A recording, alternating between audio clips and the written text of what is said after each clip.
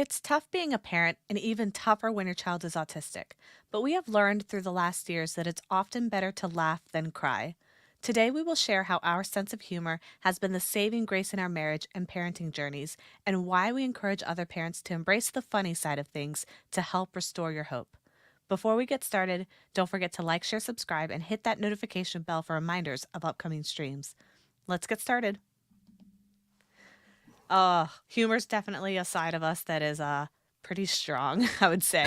Well, I was gonna say, like, sometimes you laugh because of how much pain you're in, but you're still laughing, That's so true.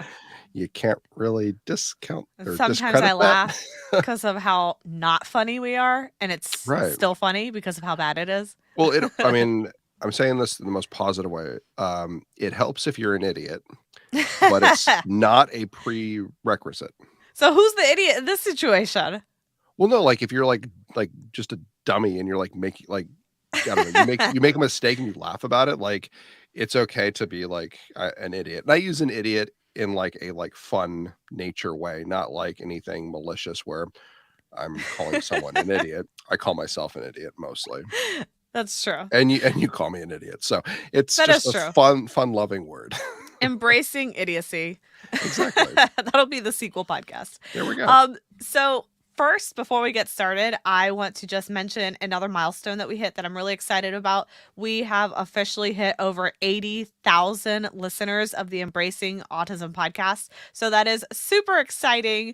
And we're thinking that hopefully our goal is to hit 100,000 by the end of the year. If we hit that goal, we're considering maybe doing something special. I don't know, maybe like a giveaway or something. You guys let us know what would be a good idea to kind of celebrate that milestone. Just leave a comment on our YouTube video and we'll take a look and see what we can come up with. But yeah, today we're going to be talking about humor. Humor? Yes. And you know what's really funny? No, you don't, I guess. You didn't answer it. Well, I wasn't sure if I was supposed to know.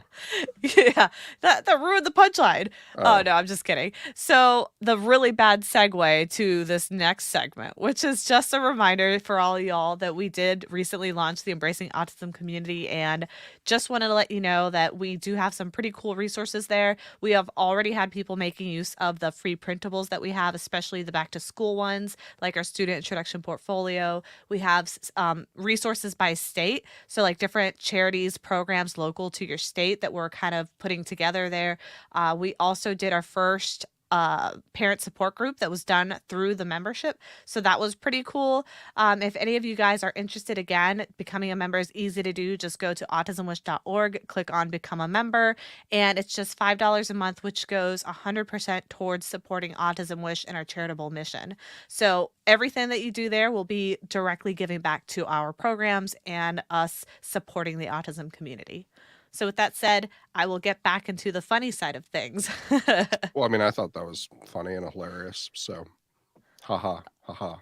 I'm not even gonna give that a comment. So Proceed. we think that humor is really, really important, and particularly in our relationship. It has been, I think, something that has kind of solidified our marriage in particular. People have always said when they see Matt and I together that we seem to be really happy and always laughing. And it's, I think, funny because a lot of the times we're really stressed, but people can't tell because our reaction to stress in life tends to be through humor. That's true. We've always kind of used that as like a way to kind of like soften the craziness of like the world into a more manageable situation, I guess. So I mean, we were joking around, having, I mean, great humor mixed in our marriage. I mean, well before we had kids. I mean, even when we were dating. So I mean, this predates, I mean, any type of diagnosis or anything. But we basically kind of just kept it rolling as soon as we got the diagnosis, got well, your diagnosis too. So when everyone got diagnosed, we kind of just kept everything kind of moving forward as normal. This isn't to say we didn't have like difficult patches where like sometimes like our humor kind of like died down and we were going through like rough patches, but it's being able to restore yourself to a state of mind where you aren't just in a like black void where nothing can be humorous. You have to be able to see the light side of life. Yeah, and honestly, one of the things that comes to mind for me is one of the podcast episodes that we did earlier where we were actually interviewing you for our IRL. And one of the things that you had mentioned was about like when you were growing up that you kind of embraced humor growing up and kind of became like a class clown and stuff because you had like those disability challenges and things like that. And I feel like that's something that I kind of did too growing up is I found a sense of comfort in my sense of humor. And I felt like when I was struggling to socially connect with my peers, it became a lot easier through humor because humor is kind of a universal language. Everybody laughs at things. So even though I couldn't really socially connect with my peers in the way that they could connect with each other, we were able to connect through humor for the most part because my type of humor tends to be very like dry or like pun related because I see things so literal and black and white, but everyone enjoys a good pun. So it works to my benefit. That's true. There's an actual game based on puns alone for humor. So yeah, no, Exactly. I mean, puns are great. I mean, they're I mean, they catch you off guard because, like, most people don't think in, like, the super, like, literal sense of the words that we're using. We just kinda think of just the figurative, phrasing, and we don't really dissect individual, like, phrases. But it's kind of interesting, like, when you do because you'll mention something, and then I'll be, like, looking at you like, "What?" And then it'll take Yeah. me a second to realize, like, you're actually, like, taking it I'm too literally. I think I'm too serious with my puns. So sometimes because I say things with a straight face, people don't notice. But one of the Right. reasons that like we specifically approach things with humor is also because when we entered our autism journey with our kids, because this is before I knew I was autistic, we realized that this world is very serious. And what I mean by that is when we were out there looking for resources for ourselves because we had just found out that our girls were diagnosed, or at least the first one, we went out there and looked for books. We looked for podcasts. We looked for like YouTube videos. And in all seriousness, the only thing that I could find was essentially videos of moms who were just crying, depressed, talking about their failed marriages, talking about how lonely they were. And although all of that is true and is something that, you know, most, if not all parents do struggle with, especially towards the beginning of their journey, I could never find videos that were hopeful or podcasts that were hopeful or anything that basically showed a little bit of light at the end of the tunnel. So that was honestly something that kind of inspired Matt and I to create the Embracing Autism podcast because, yes, it's difficult. Yes, there are challenges. Yes, there are periods of time where it's really dark. But I truly believe in hope, and I truly believe in the fact that we can get through these moments and find the bright spot in things.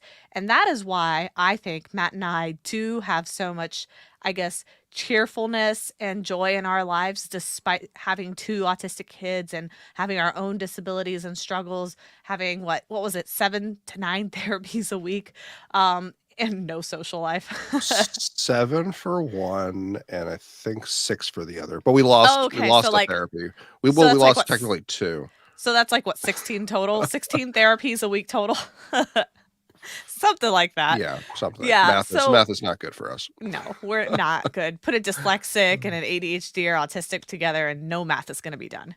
Um, but yeah, we basically learned that kind of being able to laugh about things when things just feel like chronically difficult is really such a relief, such a relief.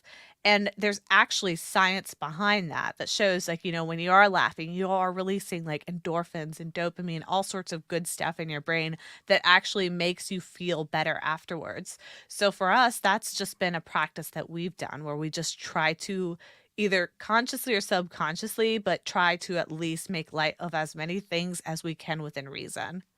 Right, and I mean, I remember listening or you probably found it because 'cause I'm not great at finding things. Um, I thought you were the world's I greatest am detective. I am the world's greatest detective, but that's beside the point.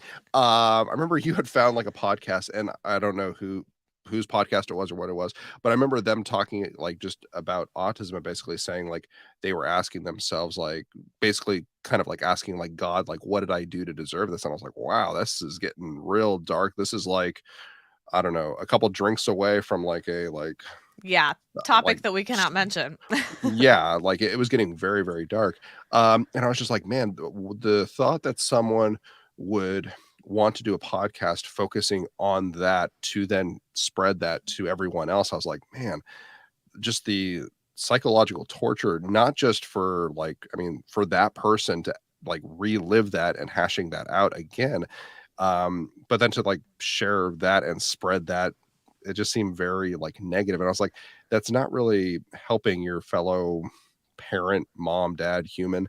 It didn't seem productive, and it didn't seem like a way to help or aid anyone who is struggling, um, because often, we've had countless struggles, but, the thing that I always go back to is sometimes we have thousands of photos on our phones, and sometimes I'll just kinda scroll back through the photos, videos that we've taken through the years, but regardless of whatever photo or video I end up on, it always brings, like, a happy memory to mind.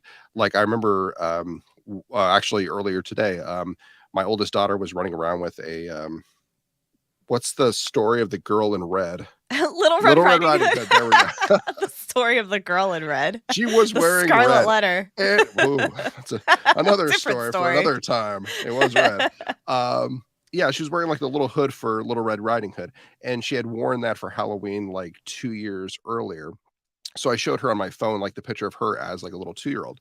And, I mean, it was, like, a good memory of her dressing up. I remember she was super excited to wear her little costume, and she kept, like, looking down because it had, like, some type of, like, lace or some type of design, and she liked the texture on it. So she kept looking down at it, and I have, like, my memory of me holding, my youngest, who was the little wolf, and I was the lumberjack, so, but it just had, like, good memories of, like, us, on that Halloween. But even though I have this good memory of, like, a happy family, do you remember what happened on It that was like Halloween? the worst Halloween ever. We Right, right, right. It was a absolute like disaster. We were going to a little fall festival at like a local church. We we it took us longer to drive there than we were actually there. We were there for 10 minutes because our oldest had a meltdown and she didn't want to be carried. She didn't want to walk. She wanted to basically sit in a single chair and not do any of the activities. And then it kept going and turned into an absolute meltdown, and we pretty much had to leave right then and there. So, I mean, it was an absolute, like, train wreck in every sense of, like, the phrase, word. But I still have, like, happy memories of, like, us dressing up. Like, I mean, nothing happened, but, like, us, like, dressing up in, like, our, like, family's, like, first Halloween. So, sometimes, I mean, bad situations, eh, through the years, given perspective, when you look back on them, you're kinda like, "Oh, I remember our family dressing up and doing all these, like, silly things, taking pictures as a family."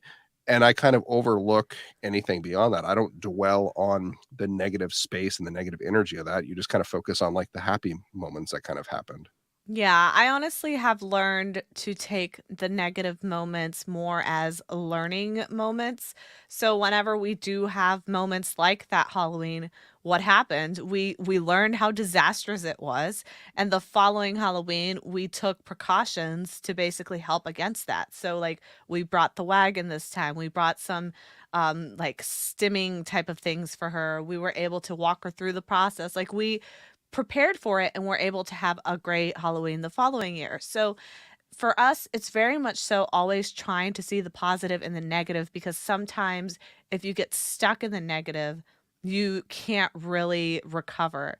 And so with humor, we've really been able to do that because we like to poke fun at things that are almost too stressful to talk about because honestly what it does is it kind of creates a gateway to be able to talk about it. So, oftentimes, especially with men, and Matt, you can speak to this, but Sure. oftentimes, guys in particular have a really hard time bringing up those tougher topics.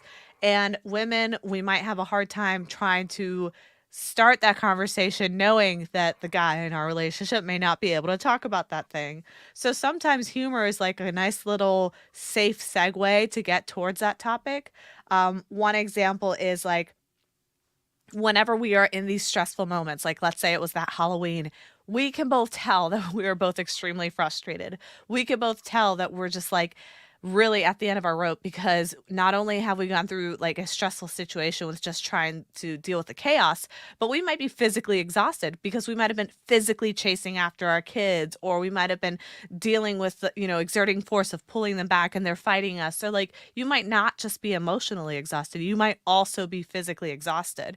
So, like, to me, that's the perfect time when we just sit in the car. We got everyone settled after wrangling, the kicking, the screaming, all that. We get in the car, we get buckled, we look at each other, and then we just crack a joke. And then it's like it all goes away and we just start laughing and we're just like, oh my gosh, that could not have gone worse. And then we just laugh about it. And then by the time we get home, it's like it never happened. Yeah, I mean, and that's exactly what happened in that instance. I remember us being in the car, us both looking at each other as like the kids are kind of getting cranky, kind of after. I guess it's like post meltdown, so it's not like the actual scream. It's more like the crying and kind of like whining as it's winding down, and us just kind of looking over at each other, and we just kind of chuckle. And we're like, "Well, that didn't go well," and I mean, like that's all you can really say, like when something like that happens, because like did I mean, you can't work through that, issue if it's already been exhausted and there's I mean, kind of already gone meltdown and all that. So you just kind of have to just kind of pick up and be like, "Well, I guess we learned something new and we can try to make it better next time, but, like, for now, let's just kinda put this one to rest, and then we'll start again at another time." So, um, yeah, I mean, I definitely think that if you keep going down like or I guess it'd be going up the stress meter. At some point, you kinda loop around and then just kind of like you kinda just like chuckle because you're like, "This is like so unbelievable or unbelievably crazy." Like, I can't do anything else but just like chuckle because of how much like craziness or how much of like a joke this like is, that I never thought I would like be experiencing like this much like screaming over like a happy situation. But yeah, I mean, it's interesting how you can shift from being stressed out and having like the kids go through the meltdown to then changing the perspective and then kind of us being like, well, that's interesting. But I think it's also good for the kids too, because usually like when they see us not stressed out, upset, short tempered or anything, and we're kind of like laughing and like joking around with each other, it seems to kind of pull them out of it a little faster too. I feel like they're a little bit more at ease where they realize like, oh, mom and dad are laughing, so something must be funny or something is happening that I'm not aware of. So it kind of lightens the mood for them too, I think. Yeah, I've certainly noticed that when our eldest one has her meltdowns, because she's the one who tends to have the more challenging meltdowns. And I've certainly noticed that, like, when she's overwhelmed, she's the type that needs to co regulate. And sometimes it's been so crazy. Like, I remember. when I used to have to bring her to an in clinic setting. And I remember trying to get her in the car seat, and she just did not want to get in, and she'd be kicking and screaming. And the thing is, I'm 4'11", and she inherited Matt's ginormous genes. So she's very tall for her. She's what, 90 percentile? Didn't we just check? She's really 80s are tall. yeah, she's yeah. Yeah, so she's really tall. And so like I have to like manhandle her to get her into the car seat. And I remember this particular instance because I was making zero progress and I was just trying and trying and trying. And she was screaming like a banshee. And I was in the parking lot, and then all these cars would stop and slow roll and kind of stare and give me dirty looks. And I literally remember just stopping Um, and leaning back and just busting out laughing. And I was just laughing so hard. I was laughing so hard. I was literally crying because I was just like, this is the most ridiculous situation ever. Everyone's staring, and I look like a lunatic here with my kid. And I just thought it was so funny. And soon as I did that, my eldest like noticed and looked at me, and then she started like mimicking me. So she started like parroting the laughing. So it was kind of funny, but that calmed her down, and I was able to buckle her in. But I just feel like, honestly, crying doesn't help. Getting angry doesn't help. I mean, these are all natural emotions to have, and there's nothing wrong with having those emotions, but they're not productive and they're not going to actually do anything. Whereas laughing or seeing the humorous side of things literally does do something. It literally makes a physiological change in your brain that helps you feel better. And it's basically catchy, like it's contagious. If you are in a good mood, other people around you are in a good mood. So for me, it's been really important to try my best to kind of step back and self regulate because, again, we are teaching our kids and putting them through therapy so that they can learn to self regulate. So it only makes sense that we, as the adults, also learn to do it ourselves and kind of show our children how to do that. So that's something that we've definitely embraced. but I would also, like, challenge anyone listening in a stressful situation when there's a meltdown. I mean, and I know it's as hard as it might be, try laughing. I mean, I know that sounds like a joke, but I mean, it's really not. I mean, just kind of reflect and be like, wow, okay, this is like truly like insane. And then just kind of like, I don't know, go with it a little bit. Cause I mean, there's been times where I mean, I'm kind of frustrated and I'm kind of in like a bad mood or whatever. And my mood kind of rubs off on my daughter as she's already kind of in one of her moods. So me getting even more angry and like upset and frustrated and just not being patient with her really doesn't help her. It actually makes it worse.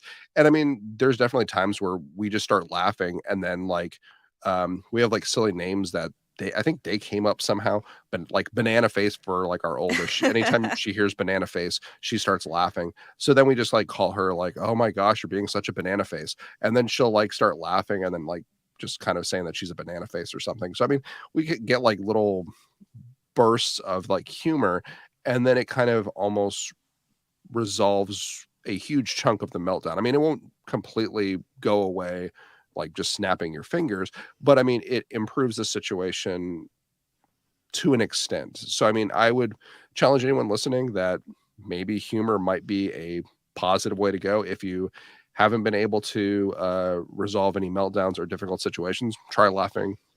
Laughing with your kids, not at your kids.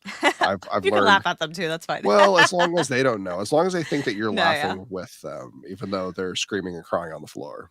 Well So I mean, we're not laughing at them while they're screaming and crying on the floor. Obviously, we're gonna help them co-regulate and all that. Most right, of the time, we wait until after the fact when that's all settled, then we laugh.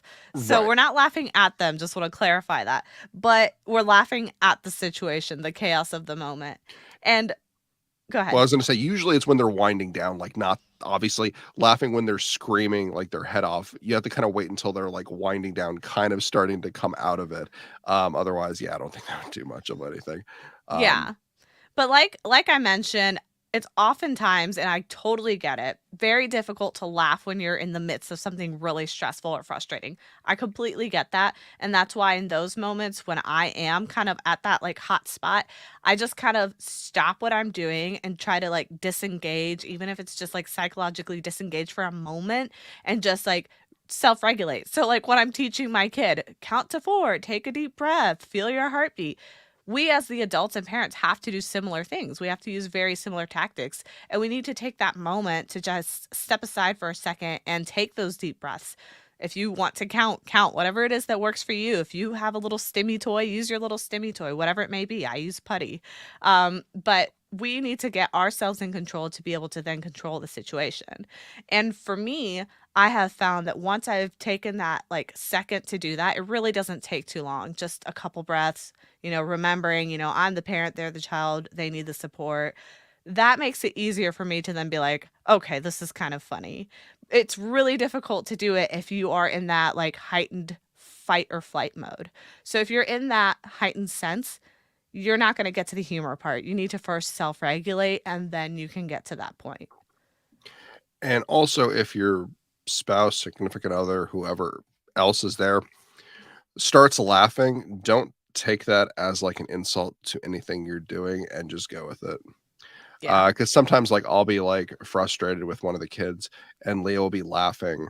And I've learned just to roll with it and then just to like start laughing too, or like kind of like making jokes or trying to lighten up the mood.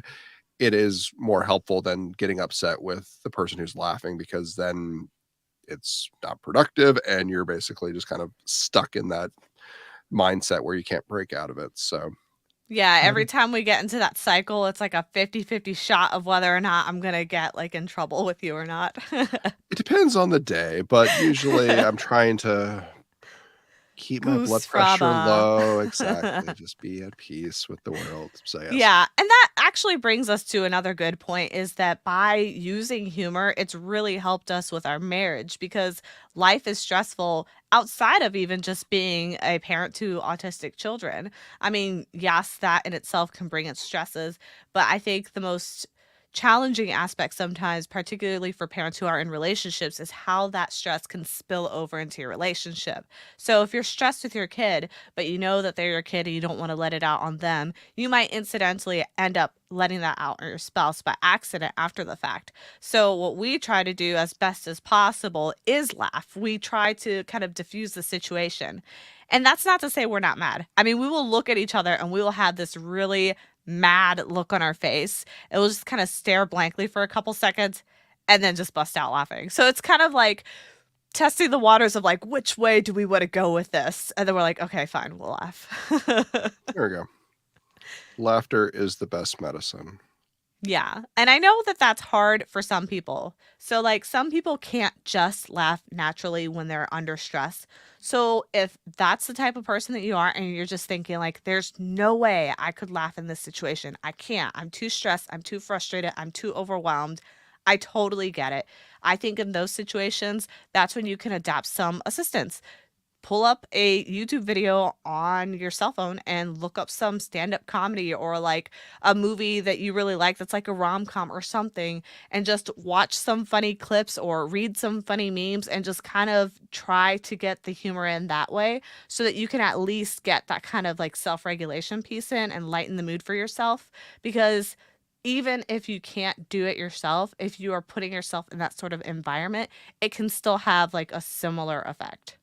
Yeah, not to mention it can roll. I mean, obviously roll into other parts or roll into other days. I mean, one bad day can easily turn into multiple bad days. I mean, they just kind of compile. So, I mean, if you're able to get more to a like neutral place, I find that that would be helpful because then you can kind of start over fresh the next day or going from there. So, or after nap when the kids don't want to go to nap and they're screaming and not having fun. Yeah. And one of the things that I've noticed that is kind of, I think, a divide in the disability community is that there's some people who are okay with self-deprecating type of humor when it comes to their disability and then there's some people who are very anti that, so it depends which side of the camp that you're on, but Matt and I are definitely in the self-deprecating camp. We have no problem calling ourselves out when we do something ridiculous, and so for us that honestly is helpful too, like not taking life too seriously, not taking things too seriously, unless of course they are a serious Serious thing. things. But we try to figure out, okay, Oh. what is worth the emotional expense and what's not. We only have a certain amount of emotional energy in our lives. Every person comes with a certain amount. Some people have higher tolerance, others have lower. We each have a certain amount. So it's up to us to decide what is worth that expense and what's not. So for me, I kind of judge by how my kid is feeling. Like if she's having a hard time where she had a hard day in school and she's coming home crying, that is not a laughing moment. I'm going to sit there and try to help her. I'm going to try to work through that. That's serious to me. But if it's one of these situations where it's just like completely out of control, I've tried everything, it feels hopeless and overwhelming, and there's nothing I feel like I can do because I've exhausted all opportunities. Well, there's nothing I can do at that point. So laughing is a way to kind of retune myself emotionally essentially and get back to a stable baseline. So you kind of have to play it by ear to see when it's appropriate for your family and when it's not. Right, you do raise a good point because I'm thinking of our oldest coming back from school. Last couple of days, she's had some challenges, and it's been a little bit harder on her. I think the transition. So she's kind of come out to us, and she's kind of been like tears in her eyes. So I mean, obviously, that's not like a pointing and laughing at her moment. Like clearly, she's sad.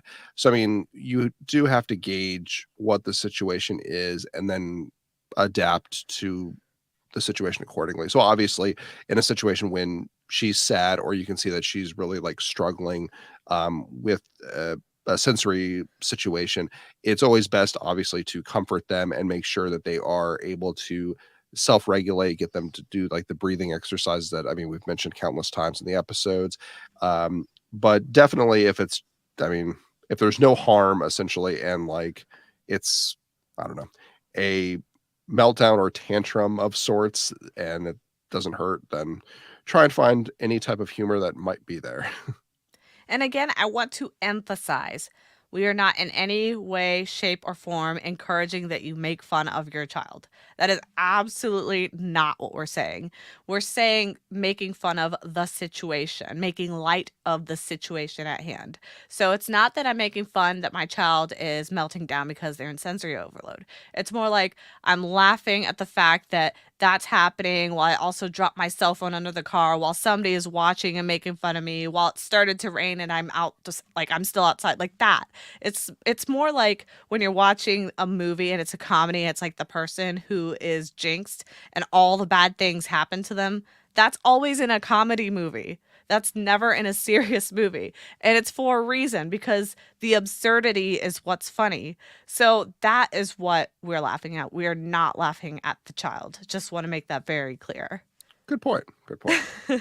Not the child. Yes. So I'm really curious to hear from you guys if you believe that humor is important, or do you think this is kind of a bad idea? Does humor play any role in your life when it comes to autism? Has looking at the funny side of things helped you guys at all? Or do you find that maybe you're just not yet in a place emotionally to really embrace that laughter or humor, which again, it's totally possible depending where you are in your journey. Just we'd love to have you guys head over to the Embracing Autism community to keep that conversation going. Matt and I will be there. We will be following up on the discussion.